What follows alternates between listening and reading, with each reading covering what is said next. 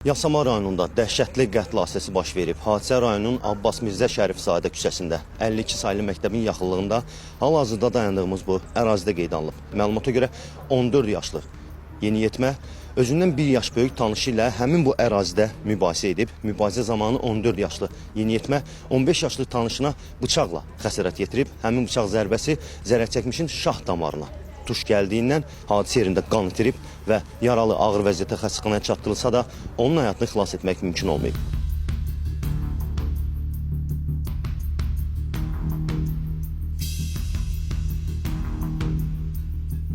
Dost idilər, prosta oturmuşdular. Sonra deyir, o söydü nəysə, pis söyüş söydü. Bu da götür zarafatla vurdu onun ayağına.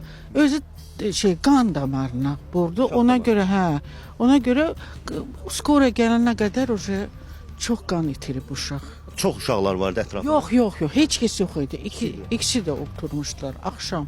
Birinci dəfədir görürüz onları burada, yoxsa dəfələrlə oturur? Elə orada otururlar, söhbət edirdilər, deyirdilər, gülürdülər məsələn. Yox, hər ikisi yox. Öldürən adam məktəb şagirdi deyil, amma ölən 52-də oxuyur. Polislər gəlmişdi, Qrajdanski formada. Polislər edirdilər. Yoxlama aparırlardı da. Yəni polis olan gördük biz kimik ki? Nə nazından işlərsiniz də? Nə işitdilər zəmin istəyir? Valla dedilər cavan uşaqlardı, vallahi heç belə uşaqlardı, 15-16 yaşları var.